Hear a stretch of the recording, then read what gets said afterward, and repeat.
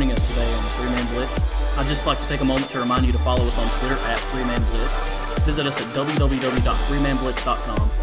You can listen to us on Anchor, Spotify, Google Podcast, Breaker. And don't forget to view us on YouTube. Make sure you subscribe and hit the like button. Thanks, guys. Hey, everybody. Welcome into the Three Man Blitz. You got me, Jeremy. You got Kwesi. You got Andrew. Now we're going to do the college episode. We're going to do the college episode. Yes, sir. We're going to take a look at week 7, which is, week 5 for the SEC? Something like that. Week 0 for me. Oh, I think yeah. it's week 4, technically. Yeah, and then we're going to look forward to the next week, which is week 8. Which is week 5 for SEC. Week 1, Big 10, baby. Come on, Big when Blue. the real teams come in there. Yes. Can I get some? Whoop, whoop. By real teams, you mean Ohio State, right? Exactly. Oh, man, that's fighting words right there. That's fighting words. Let's go, baby. Let's fight. All right, so, we're going to do a quick recap. Last week, we're going to touch on all the SEC games, any games you guys want to talk about with the top 25. We can pull it up. We can look at it real quick. And we're going to take a look into what we really want to talk about, which is looking forward. Nobody wants to look back at those garbage games. Oh, we don't. No Tennessee fan wants to look at them. And Georgia fans, too. So, all right, Andrew, you want to start us off? You got them pulled up? If not, I've got them pulled up. Oh, I do. And I'll actually start us off on the Kentucky-Tennessee game. I know you don't want to talk about it, so just plug your ears for a minute. I saw bits and pieces of this game. Yeah. The final score was 34 to – Go ahead. The final score was 34-7. I just didn't want to hear it. Okay. I'm going to make this quick. Okay. I'm going to make this quick because I want Jeremy to give his spill. Now, what I'm going to say is I don't see great things from the quarterback. I do think they need to change him. That's just me on the outside looking in. I wasn't expecting this far of this big of a deficit for the Vols against a Kentucky team, but that's pretty much all I've got. That's Go ahead, Tennessee did fire their defensive line coach after the game. Garantano was absolute garbage. And there was a quote from one of our local news anchors on Channel 3. He had a square peg and a round hole, and he kept trying to fit it. He said, "You see this? This doesn't work. This is like trying to start Garantano week in, week out. Doesn't work. You got to do something else." Next week, of course, you've got Alabama. Are you willing to throw out the freshman quarterback, the Harrison Bailey guy you've got coming in, the hopes and dreams are riding on against Alabama? Man, I don't know. Give Jeremy the floor, a lot of questions, man. He doesn't want to do this. I can see it in his face. He doesn't want to do it. I'm going to do it. It's okay. He's going to do it. No, you know what I'm saying? All right, buddy. Football, bro. All right, it's buddy. fine. I understand it. It's good. So let me just go ahead and put a timer on me because if you don't, I'm going to go the See whole what you did, Kwesi. See what you did. Give me a minute. Just give me 1 minute. Go. Okay, so this is the worst loss that we've ever had to Kentucky since 1930-something. It's like 1938 as far as the deficit goes. That's how bad this loss was. Wow. The first time that we've lost to Kentucky, they've come to our house and beat us since before I was born in 1984. Wow. Okay? We owned Kentucky. Kentucky came in and owned us. Even during the game, it looked like they didn't want to win. Garantano, this is the big deal. This is what every SEC or every SEC fan knows, definitely every Tennessee fan knows. Garantano is garbage, okay? This guy shouldn't be starting for a fucking high school team. Wow. He's terrible. For some reason, Pruitt loves him. I don't really get it. He says he gives us the best chance to win. He's won us a ton of games. Well, he's lost you a ton of games too. Yeah. In point, this one. I mean, you can't come out against a team like Kentucky and throw 2 straight pick sixes. And that's not to mention the fumble you had before that. Yeah. Okay? It's not good leadership. It's not good quarterback play. And I could go all the way into it. And why you fire your defensive line coach has an answer to this, I have no idea. Brumball's gone, which is whatever. Apparently he's not a good recruiter, and Tracy Rocker wasn't either, which was his predecessor. Now Jeremy Pruitt's going to coach the defensive line. I don't understand how that's going to help anything when we're getting thrown across over the middle by Terry Wilson, who's not a fantastic quarterback. And he's tossing over the middle like he's fucking Tim Tebow or fucking Joe Burrow. Like, I don't get it. Hey, It's terrible. Jeremy, I got you. I got to cut you off. I got you. See, Bro. Quincy, see what you did? I I'm not feel even the passion. all the way through it, but you know what? I feel the passion, man. Screw it, man. Garantano's got to go. Again, it just seems as an outside person, I'm not, of course, rooting or for or against the Tennessee. Honestly, I'm just watching a good game. Even when they played Georgia, it wasn't as if Georgia was definitely better, For sure. but it was definitely the quarterback who gave away the game. That makes sense. You know what I'm saying? And so I seen the same thing within this game where it was the quarterback that never gave you a chance to even be in the game. In a game that you should definitely have won. You wasn't even in the game because of the quarterback again. So I don't see how they continue to start that same quarterback. I don't either. And they You say can't have the best chance. You can't have 2 pick sixes against a team like Kentucky who hangs around in SEC games and expect to win. Yeah, No, you cannot. Exactly, You cannot. Now, Jeremy, go take a breath. I'm going to take a breath. I want to finish just with the Go ahead, lines. man. Nothing Go crazy. Make it quick. I just want to say that we're not a team. Tennessee is not a team that you can turn the ball over. So, 6 quarters ago when we were leading against Georgia going into halftime, we're a team that is okay. You might be in some games, but you can't turn the ball over. And then we've straight turned the ball over. And when Garantano's in, everybody's quitting on him, and that's not good. So play anybody, play everybody. I don't care. Play the freshmen. The season technically doesn't even count. So just go for it. Do something That different. means you get another season of Garantano. People will – I'm trying to watch my mouth. People will lose their minds. Yeah.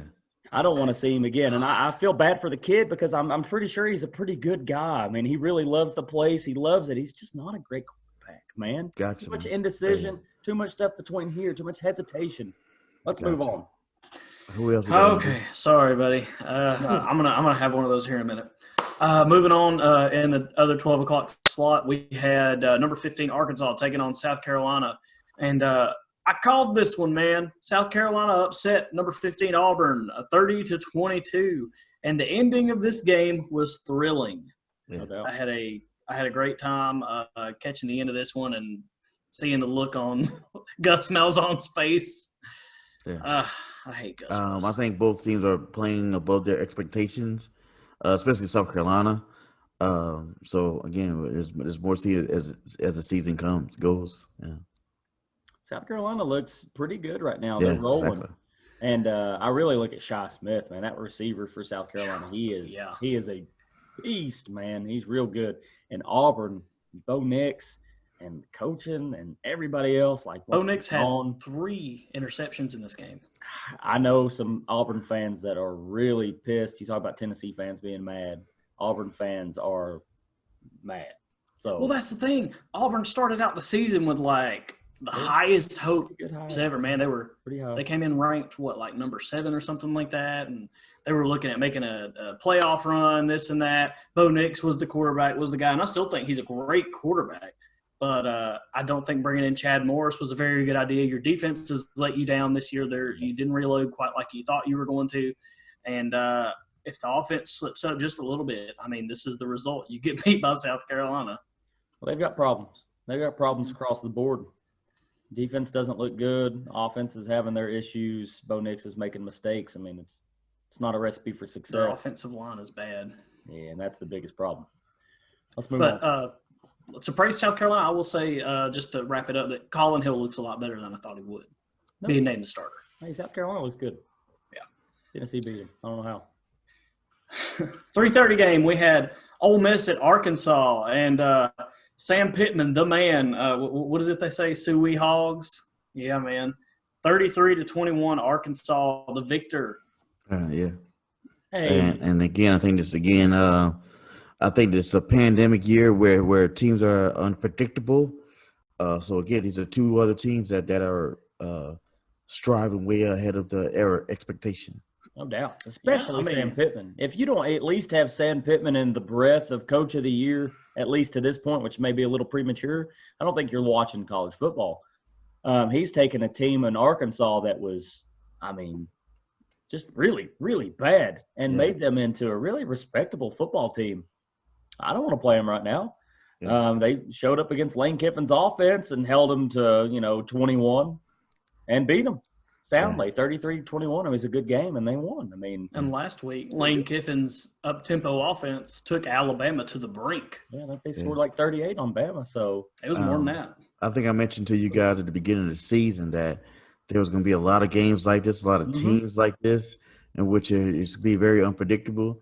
So this is definitely the time for certain teams who were mediocre in a sense, or to have confidence in beating any team at all. yeah. So they need to take advantage of this year and do what they can. And I'm looking for that at anybody to take down Bama in the West. Yeah. And I was hoping it might have been Georgia. Secretly, I made a couple of bets against Georgia just because, and I needed to make some money. But I know, Andrew, you're going to want to talk about this game. But Georgia, number 3, I might add, in the nation, going against number 2 Bama at Bama, fell 41-24. Take it away, Andrew. Let's go ahead. Well, we were looking really good going into the half. The first half of the game was a real juggernaut slugfest. Stetson Bennett had let me give you this. Stetson Bennett had 5 passes batted down through 3 interceptions, only to 2 touchdowns. And when we came back out in the second half, he just could not move the ball. He had 40 pass attempts and only 18 completions, which was really ugly. Yeah. Now, but there are a lot of people being really hard on this kid. He is a 2-star quarterback, walk-on, transferred here and there, just trying to get playing time. And he's finally had his time in the sun here at Georgia. So he walks into Bryant Denny, I guess thinking he's going to take down number 2 Alabama, and it just doesn't happen. Because whenever you play these high-powered offenses like this, sure, Georgia may have best defense in the nation. We may have this, we may have that, but defense cannot just bail you out of a game like this, man. Yeah. These receivers are unstoppable. Their offensive line held the ball long enough for Mac to pretty much, have his pick of where he wanted to throw the ball. Jalen Waddle was just, God, he's a human joystick. Yeah. And it turned ugly after halftime. We couldn't score a single point. But this is the 3rd consecutive game in which we've went into the locker room with the lead against Alabama, only to come back and blow it. So something's got to change. A lot of people are calling for JT Daniels to come out. A lot of people are saying, well, how's DeJuan Mathis coming along? I mean – if I may interject, man, bro, it's just you're playing against Alabama. Alabama's a great team, not a good team. They're a great team. And I've only, so far as the teams that have played so far, I've only seen 2 great teams, and that was Alabama and Clemson. Both of them very dominant. And so if you can hang into a game with them and put yourself in a chance to win against either one of those teams, that's a very good thing. So I don't think even with the loss with Georgia that all of a sudden you should start firing and cutting off heads of anybody, whether if it's even the cheerleaders. It doesn't. No. And so they should. They know, but definitely after halftime, they went downhill fast. And I will agree with you. And I will say that we've got a new offensive coordinator. He's trying some new things, some new looks. And I like Todd Monken a lot. I really like the play calling this year. So I think, give the offense more time to get its pass-heavy section kind of installed. I mean, we can run the ball all day long. We were running the ball successfully. I mean, we were averaging Zamir White 5.7 yards per carry, Kendall Milton 7.3. I mean, Kenny McIntosh 6 yards per carry. We were running the ball effectively, but you can't keep just running the ball against a high-powered team like Alabama and expect to win the game. It doesn't work like that. Your passing game has to be able not necessarily to match theirs, but to keep up with theirs. And here's the thing. I mean, the mailman Stetson Bennett, he may not be this huge 5-star quarterback that you guys can rely on to win you a game, but you knew that going into the game. I mean, he's the guy that's going to get you just what you needed, and you had to rely on your defense to win you that football game. And that's the deal, is the defense for Georgia is the best part. And somehow Mac Jones threw for 417 yards. Najee Harris ran for 152. And Smith and Waddle, the wide receiver tandem, had a day, mostly in the second half. And Waddle is, he's a pro round 1 talent. Smith probably in there as well. And your defense is what you had to rely on. And if you were in a shootout match with Stetson Bennett, you were going to lose. Yeah. Well, that's what it ended up turning into. And there are so many pieces to this Alabama offense and so many different looks that they throw, I'm going to say impossible to keep them contained. We haven't seen a defense that can do it yet. Similar to LSU last season. Georgia had this same defense last year, and we were putting up these crazy defensive numbers on every team. And then you go in and you're having to bring 5 guys, 5 corners out, the 2 safeties, whatever, trying to cover every blade of grass on the field. You can't do it. Well, you've got to get to the quarterback. We weren't getting to the quarterback. The weight, exactly. And I was hoping Georgia should have been able to – y'all should have been able to do it. And the only way to beat Alabama is to get at Mac Jones, and you have to stop the running attack and Najee Harris first. Then you have to get at Mac Jones. When he's sitting back there with 5+ seconds to throw a football, yeah, it's spelling success for Bama, and it sucks for everybody else. Definitely. But again, Alabama's no slouch. No. Clemson's no slouch. So to lose against either one of these 2 teams is not a knock on you. It's not. But I will say though, no, man. We've recruited well enough to where we expect to win this game. Okay. And I will say I think we got a rematch in December. I think we'll run the table on the rest of the East, and I think we'll get them again in the SEC championship. And if our passing game does not develop further than it has, we will not win that game. So that's what it's going to take. That's the deal. Do you believe that from here on out you're rolling with Stetson Bennett, the mailman who you've touted, or are you going to supplant him with JT Daniels, or is the other fella coming back in? Because right now it's quarterback for offense. Exactly, that's what it is. And thanks to some of the moving around due to COVID and whatnot, our bye week got bumped to this week before we play Kentucky. So I think there's going to be some heavy evaluation going into this week. Maybe looking at that position, and we may see another quarterback roll out against Kentucky. I think if we were going to have another guy, though, I think it would be JT Daniels, honestly. Okay. Now, he's not going to come out and fix everything off the bat. And again, both of you are diehard fans of your teams. Mm-hmm. You bleed orange, you bleed red, whatever. That's kind of weird, but still, you get what I'm saying. you bleed, you bark in the middle of the night. Yeah. Let's go with that. I do that. But Alabama – it's stellar, bro. So to lose against them, and all of a sudden say I'm going to bring in a new quarterback who you haven't seen yet, and say we're going to run a table against them, doesn't make sense. Only to a Georgia fan. What do you mean?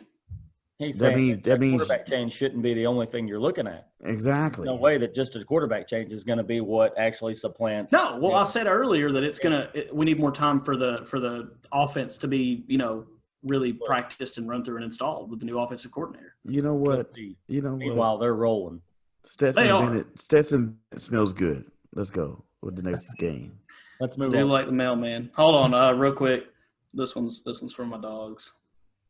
Hey, go for 3, baby, always. Yeah, while you're talking about that one, let's talk about the next game. Yes, sir. The next highest rated game was your number 11 Texas A&M Aggies went to Mississippi State in that air raid offense and owned them basically 28-14. Aggies roll on top. Bulldogs air raid offense not looking as good as it did week 1, and another week and another loss. Kellermond looked pretty good. Isaiah Spiller ran for over 100 yards. So what do y'all take in this game? Is Texas A&M actually figured it out and is starting to get better, or is Mississippi State's passing attack been exposed for what it is? And I think it's going to be one of those ups and downs kind of teams. They're one of those teams where if you catch them on the right week, it's going to be somewhat of a blowout because they've consistently been that way in the SEC. But also, as we've seen so far with Arkansas and South Carolina, you just don't know when you play against one of these teams that's high powered that it may be their day. That, they're going to hang with you or even beat you at times.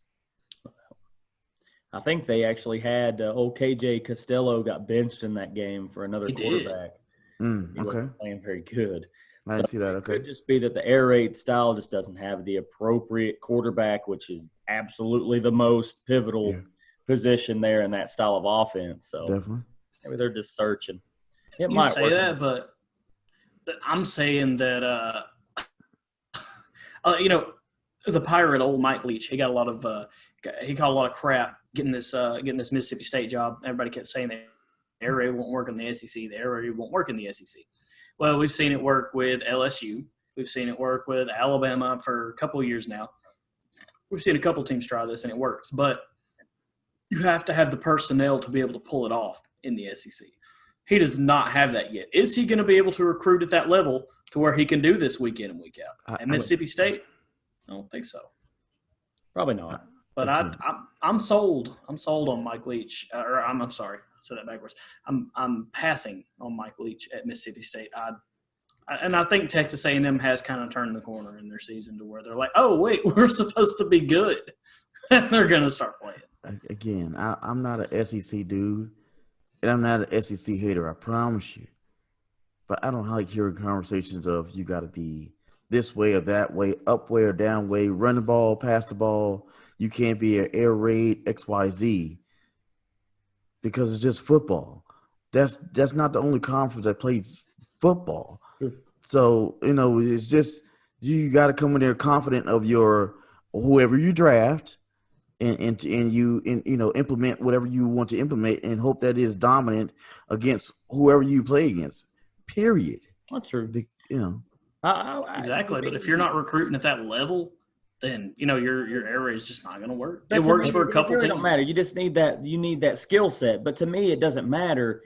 I think you need balance, no matter what. If you look at the best teams, they had balance in every facet. If they could throw it and they could run it. Very rarely do you ever see an air raid style offense winning a national championship game. Yeah, sure. Go ahead and name it. Yeah. You could kind of say maybe LSU was that, but they were not. They could run the football too. Yeah. But I mean, that's a debate. We would probably have a whole episode on that type of debate. We could. On the next game. Or was there a next game? But they were very pass heavy. That's true. It worked for them though. It did. Mississippi State, when it doesn't work, they have nothing to turn to. No, man, they don't. Yeah, it's just one of those. It's one of those things in which again you think or coach has a idea that this will work. Even with Texas Tech. Excuse me, Texas Tech, where they are high powered. Definitely, they will win some games against some of the teams you would not expect them to win. But are they in the conversation of a championship? Not always. No. Very rarely, actually. Exactly. So, but they will beat some teams though. They'll win. Yeah. They just won't win consistently. I understand what you mean. Yeah, exactly. And there is no consistency with this Mississippi State team. Well, I mean, they're since week one, they've been consistently losing. All right, so our next couple of games, you had LSU at Florida postponed. Yep. Thank you, COVID, which was a game I was looking forward to because it was going to be a lot of offense. And you also had Vanderbilt at Missouri, which was a late scratch, also due to COVID. Thanks, COVID. I think the big storyline should be, thank God we have some football, but we're going to have this as well to contend with and deal with. So those games are pushed to a different time, which sucks. Yeah. But to deal with, it is what contend it is. with, yeah. So some bye weeks did get moved around and stuff, and we've only got 4 SEC matchups this next week, which gives us a little bit extra time to talk about some of the other games going on around. So there's only 4 SEC teams playing next week? 4 SEC matchups, 4 games. Okay, so 8 teams playing? Yeah. Yeah, before we get to weeks that, though, start. Before we get to that, I'd like to talk just real fast. We're always short on time. We're always short on time, so we talk a lot. The top 25 matchups around the league, I don't think anybody got surprised by too much. I know that number 21, Louisiana, which was on like a Wednesday, which was great, they lost to Coastal Carolina, which was a decent game if you watched it. BYU beat the crap out of Houston. Yeah. Southern Methodist, that's SMU, had to go to overtime to beat Tulane, 37-34. Clemson beat the absolute shit out of Georgia Tech. And again, they're not what like was the final score? 73-7. It wasn't like Clemson was playing some one-star team or whatever made you look at it. But they were that's why I'm saying they were so dominant against the Georgia Tech team, which, again, is never great, but it's definitely not sorry at all. So they like rolled over them. Clemson's the real deal. But one that we definitely need to get to, there's not a ton outside of the SEC that we probably should look at, but North Carolina, the number 5 team in the nation, went up against Florida State, who's been struggling mightily and lost that so game bad. 31-28. Yeah. So bad. Oh, Yeah. which really sucks. I mean, they were rolling, and Florida State's been struggling so bad, and they lost. I mean, and that was a primetime type game. Yeah. Florida State's defense showed up. They did. They showed up. Yeah. And a timeout real quick. I know you're talking about the top 25 teams.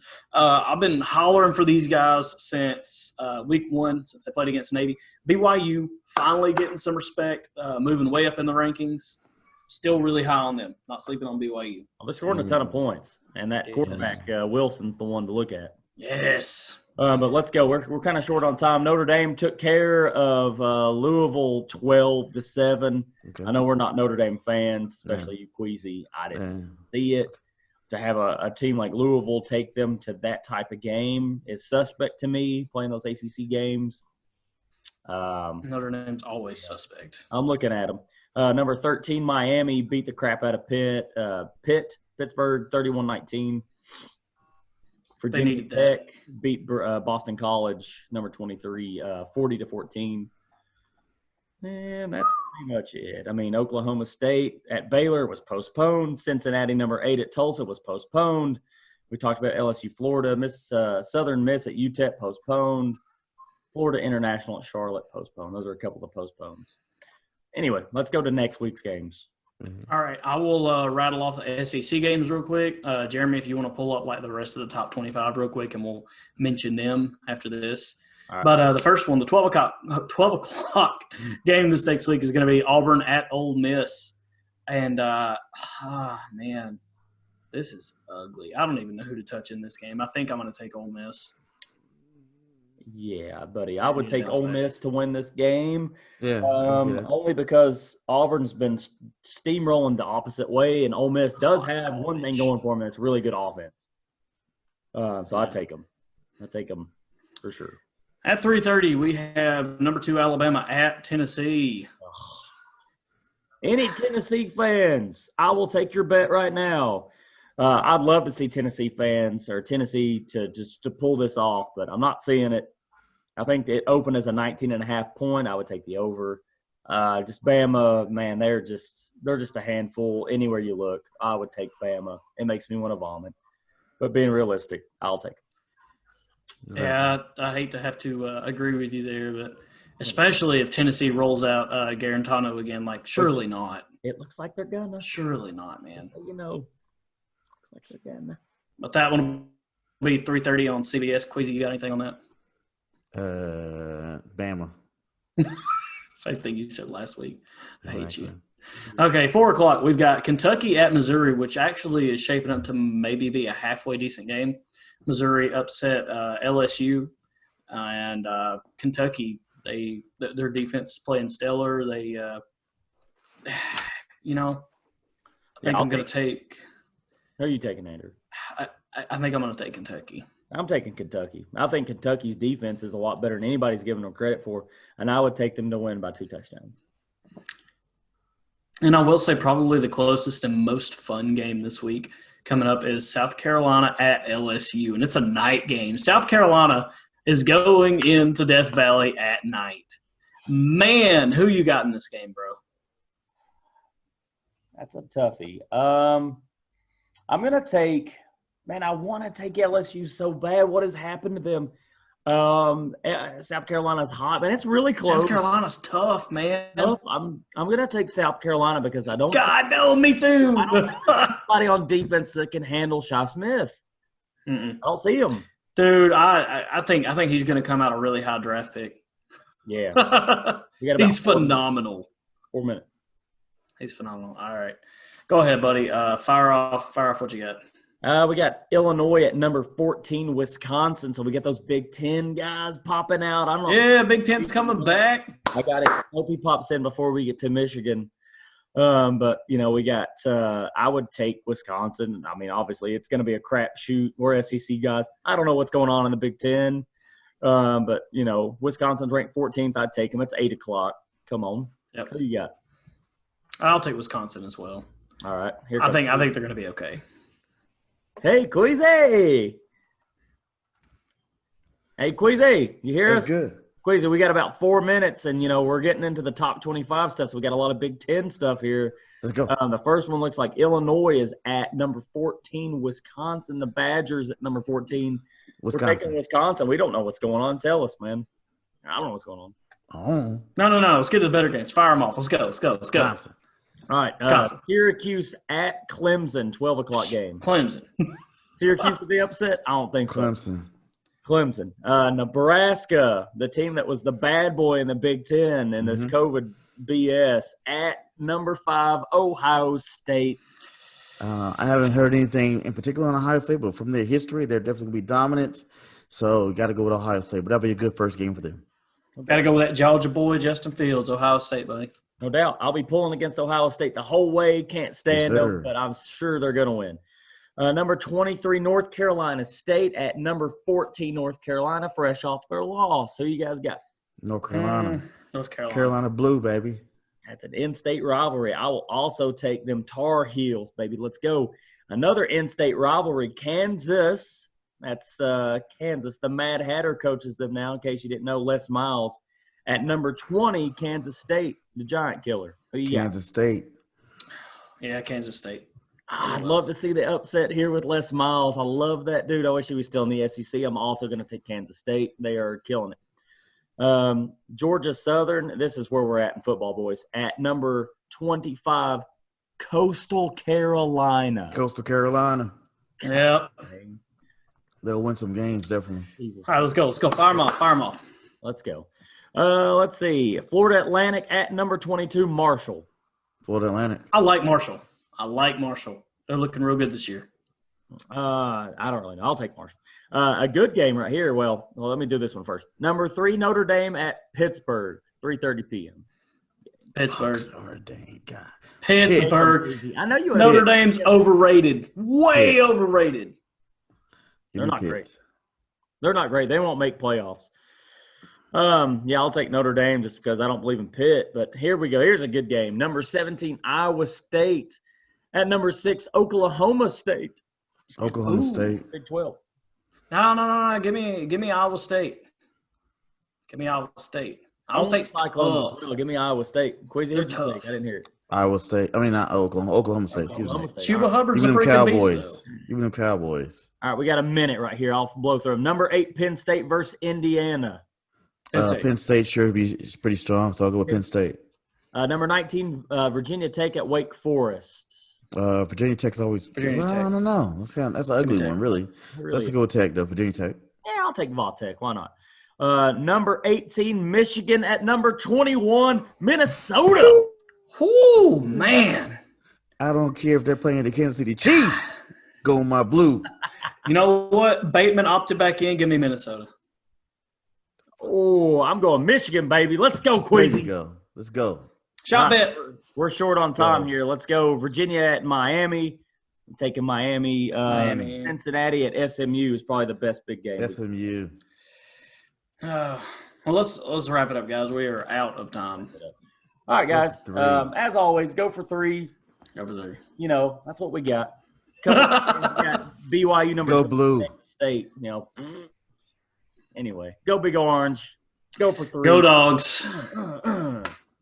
College. Bye, Baby. week. Love it. Subscribe.